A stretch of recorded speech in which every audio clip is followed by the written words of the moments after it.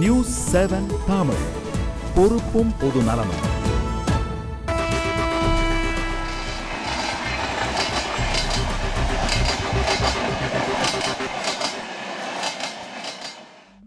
Railway பட்ஜெட்டின் எதிர்பார்ப்புகள் குறித்தும் போதிய அளவு பயணிகள் தங்களது பாதுகாப்பில் விழிப்புணர்வோடு இருக்கிறார்களா என்பதை பற்றியும் மார்னிங் பிரைம் ஸ்பெஷலில் நாம் விவாதித்துக் கொண்டிருக்கிறோம். நமது நிகழ்ச்சிக்கு நம்மோடு இணைந்திருக்கிறார் அகில இந்திய லோகோ ஓடும் தொழிலாளர் கழகத்தைச் சேர்ந்த இணை பொதுச் செயலாளர் திரு பார்த்தசாரதி இருக்கிறார். அவருக்கும் வணக்கம் தெரிவித்து வணக்கம் சார், நிகழ்ச்சிக்கு வரவேற்கிறோம். அதுக்கு முன்பாக, இந்தியாவில் பலதரப்பட்ட மக்களும் பயணிக்கக்கூடும் ரயில் நிலையங்களில் பயணிகளுக்கான சேவையை ரயில்வே நிர்வாகம் எந்த அளவிற்கு செய்துள்ளது, அது மக்களுக்கு திருப்தி அளிக்கின்றனவா என்பது பற்றியும் இப்போது அறிவதற்காக டெல்லி மக்களின் கருத்தை கேட்க சென்றது நியூஸ் 7 தமிழ். அவர்கள் என்ன தெரிவித்தார்கள், அது பற்றி தற்போது பார்க்கலாம். உச்சநீதிமன்றம், அமைச்சகங்கள், வர்த்தக நிறுவன தலைமை அலுவலகங்கள், தூதரகங்கள் என பல்வேறு முக்கிய அலுவலகங்கள் நிறைந்த தலைநகர் டெல்லிக்கு தினமும் லட்சக்கணக்கானோர் நாட்டின் பல இடங்களிலிருந்து வருவதும் இங்கிருந்து புறப்படுவதும் என புதுடெல்லி ரயில் நிலையம் 24 மணி நேரமும் பரபரப்பாக இயங்குகிறது. இந்த ரயில் நிலையத்தில் பொது பிரிவு பயண சீட்டினை பெறுவதற்கு நீண்ட வரிசையில் பயணிகள் காத்திருந்தனர். 6 கவுண்டர்கள் உள்ள பகுதியில் 1 முதல் 2 கவுண்டர்களில் மட்டுமே பயணச்சீட்டு வழங்கப்பட்டு வந்தது. மீதமுள்ளவை திறக்கப்படாமல் மூடி வைக்கப்பட்டிருந்தது. நீண்ட நேரமாக ரயில் நிலையத்தில் காத்திருந்த மனோஜ் திரிவேதி என்ற பயணியிடம் இது குறித்து கேட்டபோது,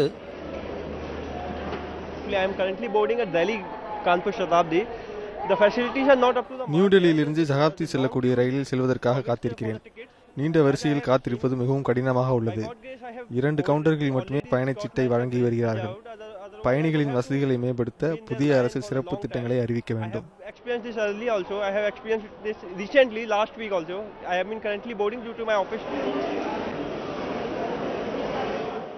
ரயில் சேவையை மேம்படுத்த பல்வேறு சிறப்பு பாதுகாப்பு வசதிகளை ரயில்வே நிர்வாகம் ஏற்படுத்தியிருந்தாலும் அவை சரியான முறையில் பராமரிக்கப்படுகின்றனவா என்ற கேள்வி எழுவது யதார்த்தமே. இந்த சூழ்நிலையில் ரயில் நிலையங்களில் உள்ள தகவல் பலகை அறிக்கை திரைகள், உதவி மையங்கள், கண்காணிப்பு கேமராக்கள், நவீன திரைகள், பரிசோதனை கருவிகள், லிப்ட் வசதிகள் உள்ளிட்டவை எப்படி செயல்படுகின்றன என ஸ்ரேயாஸ் என்ற பயணியிடம் கேட்டோம்.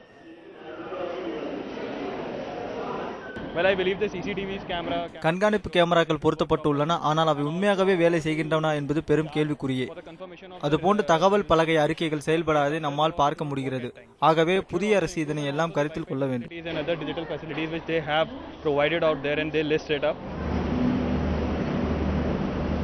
புதிதாக பொறுப்பேற்றிருக்கக்கூடிய மத்திய அரசு தூய்மை இந்தியா திட்டத்தை தொடங்கி நாட்டின் சுத்தம் மற்றும் சுகாதாரத்திற்கு அதிக முக்கியத்துவத்தை கொடுத்து வருகிறது.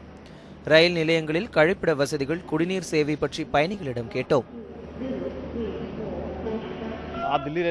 புதுடெல்லி ரயில் நிலையம் சுத்தமற்று இருப்பதை பார்க்கும்போது மிகவும் கஷ்டமாக உள்ளது. குறிப்பாக ரயில் தடயங்களில் குப்பைகளும் கழிவுகளும் தேங்கி கிடக்கின்றன. அதனை சுத்தப்படுத்த ரயில்வே நிர்வாகம் துப்புரவு பணியாளர்களை நியமிக்க வேண்டும்.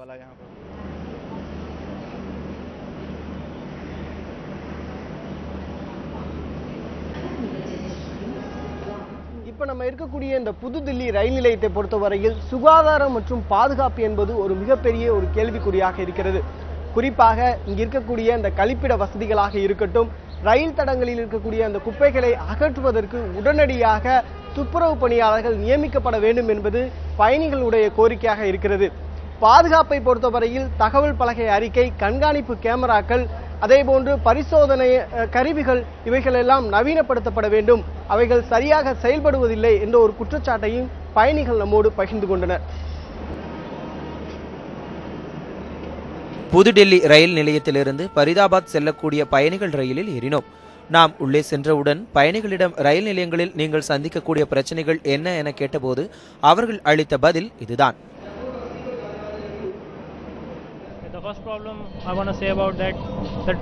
நான் நீண்ட நேரமாக இந்த ரயில் வருவதற்காக காத்திருந்தேன்.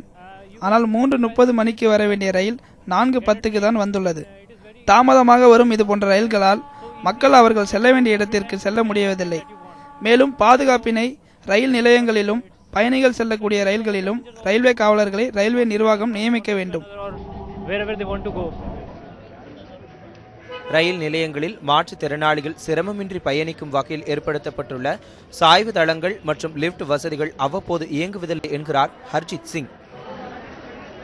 बिल्कुल सर जी, जैसे हैंडीकैप है जहाँ कोई भी நான் இந்த ரயில் நிலையத்திற்கு வரும்போது மிகவும் சிரமத்தோடு தான் வந்தேன். மாற்றுத்திறனாளிகள் சிரமமின்றி ரயில் சேவையை பயன்படுத்த புதிய வசதிகளை அரசு செய்து தர வேண்டும். குறிப்பாக வீல் சேர், நவீன ரயில்வே ஊர்திகள், கூடுதல் உதவியாளர்கள் நியமிக்கப்பட வேண்டும். इतना बड़ा स्टेशन है, इतना पैदल चलकर जाना आना बहुत मुश्किल होता है. ரயில்வே அமைச்சகத்தின் பல்வேறு திட்டங்கள் பயனளிக்கக்கூடிய வகையில் இருந்தாலும் அதன் தரமும் சேவையும் கட்டமைப்பு வசதிகளும் தற்போதைய சூழலுக்கு ஏற்றவாறு நவீனப்படுத்த வேண்டும் என்பது பயணிகளின் கோரிக்கையாக இருந்து வருகிறது. வரும் ரயில்வே பட்ஜெட்டில் அதற்கான திட்டங்கள் அறிவிக்கப்படுமா என்ற எதிர்பார்ப்பும் மேலோங்கியுள்ளது. மக்கள் அதிகமாக பயன்படுத்தும் ரயில் சேவையை நவீனப்படுத்த வேண்டும், மத்திய பட்ஜெட்டில் சுகாதாரம் மற்றும் பாதுகாப்பிற்கு முக்கியத்துவம் தரப்பட வேண்டும் என்பது ரயில் பயணிகளின் விருப்பமாக உள்ளது. ஸ்டீஃபன், நியூஸ் 7 தமிழ், புதுதில்லி. நியூஸ் 7 தமிழ் செய்திக்குழு நேரடியாக களத்தில் இறங்கி அந்த ஆய்வு செய்த காட்சிகளை நாம் இப்பொழுது பார்த்தோம். டெல்லி ரயில் நிலையத்தை பொறுத்தவரையில் அங்கே என்னென்ன பிரச்சனைகள் இருக்கிறது என்பதையும் இப்பொழுது பார்த்தோம். நாம் மீண்டும் தொடரலாம் விவாதத்தை. திரு பார்த்தசாரதி, ஒரு பக்கம் திரு என் எஸ் பால் சொன்னதுபடி அதாவது மக்களது இது போன்ற அசௌகரியங்களுக்கு காரணமாக இருப்பவர்கள் ஊழியர்களின் அலட்சிய போக்கு தான் சில நேரங்களில் இருக்கிறது என்றும் அவர் தனது ஊழியர்களின் மேலும் ஒரு குற்றச்சாட்டு முன்வைத்திருக்கிறார். இதை எப்படி பார்க்கிறீர்கள்? 30%, 70% திறமையான ஊழியர்கள். அதான் வண்டி ஓடிட்டு இருக்கு.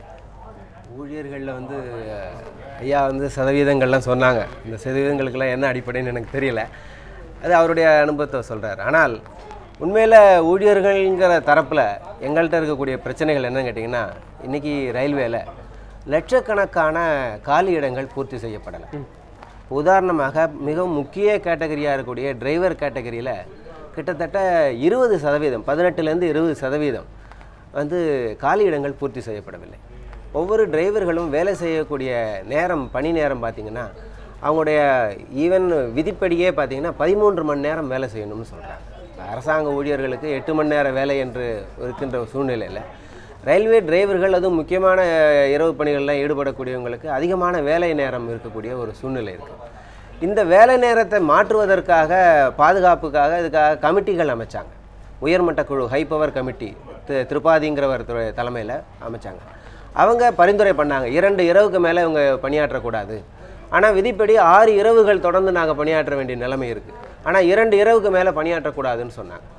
அது போன்ற உயர்மட்ட குழு அறிக்கைகள் இன்றைக்கு வரைக்கும் அமல்படுத்தப்படலை. ஓட்டுநர்களை தவிர, அதாவது இன்னொரு டிக்கெட் கவுண்டர்ஸாக இருக்கட்டும், இந்த கிளீனிங்ல இருக்கிறவங்க இருக்கட்டும், அந்த இதுலையும் கூட நிறைய குற்றச்சாட்டுகள் முன்வைக்கப்பட்டிருக்கு, நிறைய அதிருப்திகள் சொல்லப்பட்டிருக்கு. அதை பற்றி இல்லை, எல்லா இடங்கள்லையுமே காலி இடங்கள் பூர்த்தி செய்யப்படவில்லை. அதனால இருக்கக்கூடிய ஸ்டாஃப் வந்து ஸ்ட்ரென்த் ரொம்ப கம்மி.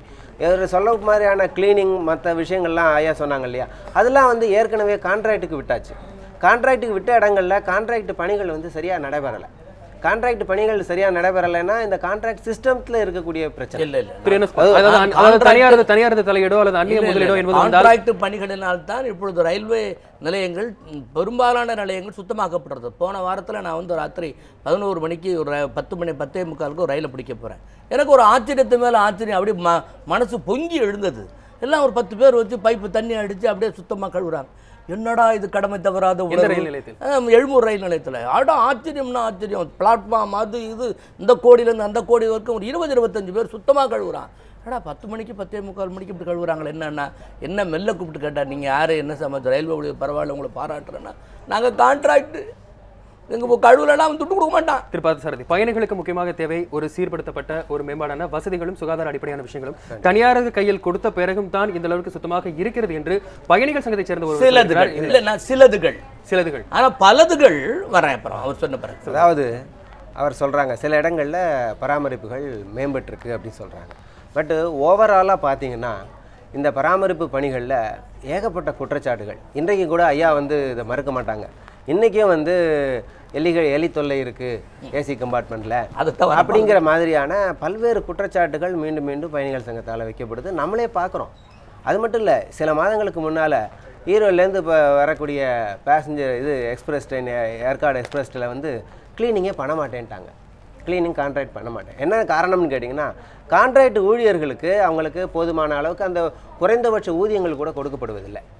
ஒன்று அரசின் கையிலே ஊழியர்கள் இருந்தாலோ அரசு நிர்வாகத்தில் இருந்தாலோ கூட இதுபோல் போதிய அளவு ஆட்கள் இல்லை என்று ஒரு புறம் நீங்கள் சொல்கிறீர்கள். இன்னொரு பக்கம் தனியார் தலையீடு இருக்கும் பொழுது அது நன்றாக இருந்தாலும் இன்னொரு பக்கம் குறை என்பதும் இல்லை. கண்டிப்பாக இப்போ நான் என்ன சொல்ல வரேன்னு கேட்டிங்கன்னா, குறிப்பாக அரசு ஊழியராக இருக்கும் பொழுது அரசு ஊழியரில் 4 பேர் வேலை செய்யலைன்னா கூட அவங்கள தண்டிக்கிறதுக்கு சட்டங்கள் இருக்குது, தண்டனைகள் கொடுக்க முடியும், அது மூலமாக சீர்திருத்த முடியும். அதுக்காகவே ஏகப்பட்ட ரூல்ஸ் எல்லாம் இருக்குது, விதிகள்லாம் இருக்குது, அதுபடி செஞ்சுட்டும் இருக்காங்க. அது செயல்படுத்த முடியாத அளவுலையும் இல்லை ரயில்வே. அப்படி இருக்கும் பொழுது இது கான்ட்ராக்ட் மயம் செய்யப்பட்டதுனால கான்ட்ராக்டரை கொஸ்டின் பண்ண முடியல. எந்தெந்த இது போன்ற விஷயங்களில் அரசு வந்து தனது செயல்களை நேர்த்தியாக திறமையாக செய்து கொண்டிருக்கிறது? எதில் செயல் செஞ்சுட்டு இருக்காங்கன்னு சொன்னீங்களா? எதில் செய்கிறாங்க இப்போதைக்கு? இப்போ இல்லை, ஒழுங்கு விதிகளை கடைப்பிடிக்கிறது இல்லை. உதாரணமாக இப்போ வந்து சிக்னல் பாசிங் அட் டேஞ்சர் என்ற ஒரு விதிப்படி பார்த்தீங்கன்னா பல்வேறு ரயில்வே டிரைவர்கள் வந்து ரிமூவ் பண்ணப்பட்டிருக்காங்க. சில விபத்துகளே நிகழலைன்னா கூட ஒரு சிவப்பு சிக்னலை நாங்கள் தாண்டினால் கூட நாங்கள் ரிமூவ்டு ஃப்ரம் சர்வீஸ், வீட்டுக்கு அனுப்பக்கூடிய ஒரு சூழ்நிலை இருக்குது. அந்த அளவுக்கு ஒழுங்கு விதிகள்லாம் இருக்கக்கூடிய ஒரு இடத்துல உங்களுக்கு ஒரு அரசு ஊழியராக இருந்து அவரை விதிமுறைகள் மூலமாக கட்டுப்படுத்துறது தான் அவர்கிட்ட வேலை வாங்கக்கூடிய தன்மை தான் எளிதானதே தவிர கான்ட்ராக்ட்காரங்கள்ட்ட உங்களுக்கு ஒன்றும் பைண்டிங் கிடையாது. அவங்க என்ன பண்ணுறாங்க, நீங்கள் ரொம்ப பண்ணீங்கன்னா கான்ட்ராக்ட் விட்டுட்டு போயிடுவாங்க. சரி திரு கோபாலகிருஷ்ணன், அதாவது தனியாரது தலையீடு இருந்தால் நன்றாக இருக்கிறது என்று ஒரு பட்சத்தில் பயணிகள் சங்கத்திலிருந்து கூறப்படுகிறது, இன்னொரு பக்கம் ஊழியர்கள் சங்கத்திலிருந்து தனியாரது தலையீடு இருந்தால் சரியில்லை என்றும் கூறப்படுகிறது. தனியாரது தலையீடு எந்த அளவிற்கு இருக்க வேண்டும், இருந்தாலும் கூட அதற்கு சில வரம்புகள் என்பது விதிக்கப்பட வேண்டுமா? இல்லை, இப்போ இந்த சொல்கிற கான்ட்ராக்ட் எல்லாமே வந்து ஒரு டிரான்ஸ்பரன்சி கிடையாது. இது எப்படி ஃபங்க்ஷன் ஆகுது அப்படின்னா, I don't know the business but I know the minister. இதுதான் விஷயம். அதாவது எனக்கு பிஸ்னஸ் அதை பற்றி தெரிய வேண்டாம், எனக்கு மினிஸ்டர் இருந்தால் போதும், எனக்கு அந்த கான்ட்ராக்ட் கிடச்சிரும், அதை நான் எடுத்துருவேன், அதோட காஸ்ட் என்னவோ அதை கொடுத்து. ஸோ அந்த கான்ட்ராக்ட் கிடச்சதுக்கப்புறம் என்ன ஆகும், அது வந்து சரியான ஆய்வு இல்லை, யார் அதை செக் பண்ணுறது கிடையாது, ஒரு செக்கிங் கிடையாது. இப்போ இவர் சொன்ன மாதிரி ஒரு ட்ரெயினில் க்ளீன் பண்ணலை, ஸோ ஒரு அக்கௌண்டபிலிட்டி இல்லை. இவர் அந்த கான்ட்ராக்ட் டேர்ம்ஸ் அவர் எக்ஸிக்யூட் பண்ணுறாரா அப்படிங்கிற அக்கௌண்டபிலிட்டி இல்லை. நிறைய ஃபுட் பேக்கெட்ஸில் வந்து காக்ரோச்சஸ் எடுத்து அது பெரிய இஷ்யூ ஆகிருக்கு. இந்த மாதிரியான அன்க்ளீன் ஏசி கோச், இது எல்லாமே சிம்பிள் விஷயம். இவர் மட்டும் இல்லை, இந்த ரயில்வே மினிஸ்டர் மட்டும் இல்லை, எந்த ஒரு ரயில்வே மினிஸ்டருமே உண்மையான நிலை எப்படி இருக்குன்னு தெரியணும் அப்படின்னா கன்னியாகுமரியில் ஒரு செகண்ட் கிளாஸ் கோச்சில் ஏறி உட்காந்து அவர் காஷ்மீர் வரைக்கும் ஒரு 3 நாள் பயணம் பண்ணாருன்னா இந்த பட்ஜெட்டுக்கு உண்டான அனைத்து இன்புட்ஸுமே அவருக்கு கிடச்சிரும். வேறு எந்த இன்புட்ஸும் வேண்டாம். அவர் மினிஸ்டர்னு அனௌன்ஸ் பண்ணிக்காமல் அவர் ஆம் ஆத்மியாக ட்ராவல் பண்ணி செகண்ட் கிளாஸில் பண்ணார்னா 2-3 நாள் அந்த ட்ரெயின் போச்சு அப்படின்னா அவருக்கு உண்டான எல்லா விதமான இன்புட்ஸும் பட்ஜெட்டுக்கு கிடைச்சிடும். வேறு எங்கேயும் போக வேண்டாம், இந்த டிஸ்கஷனுக்கே வர வேண்டாம். ஸோ இந்த மாதிரியான சூழல் பார்க்கும்போது ப்ரைவேட் எல்லா ஏரியாஸும் இப்போ ரயில் சேஃப்டியோ இல்லை ட்ரெயின்ஸையோ ப்ரைவேட்டை கொடுக்க போகிறது கிடையாது. முக்கியமான ஒரு கிளீன்லினஸ், ஒரு சென்ட்ரல் ஸ்டேஷன் எடுத்துக்கொண்டால் இன்னும் ஒரு குப்பைமேடாக தான் இருக்குது. இவ்வளோ கான்ட்ராக்டர்ஸ் கொடுத்தாலுமே இன்னும் வந்து ட்ரெயின் ஜேர்னி அப்படிங்கிறது ஒரு பெயின்ஃபுல் எக்ஸ்பீரியன்ஸ் தான் எனக்கு தவிர ஒரு ப்ளெஷர் கிடையாது. தொடர்ந்து பேசலாம். நேரஸ் பால் நீங்கள் சொல்லுங்கள். ஏரோப்ளைன் பறக்கிற இடம் விமானத்தளம் நீங்கள் பார்த்துருப்பீர்கள். கொஞ்ச நாளைக்கு முன்னால் அந்த விமானத்தளம் எப்படி இருந்தது, அதனுடைய பராமரிப்பு எப்படி இருந்தது உங்களுக்கெல்லாம் தெரியும். அதை பார்த்து கொண்டு இருக்கிற பொதுமக்களுக்கு தெரியும். இப்பொழுது கான்ட்ராக்டில் ஓடுது, கிளீனிங், சுத்தம், பராமரிப்பு, அதெல்லாம் 22வது தடவை கீழே விழுந்தது, அதுவும் செய்தி வருகிறது.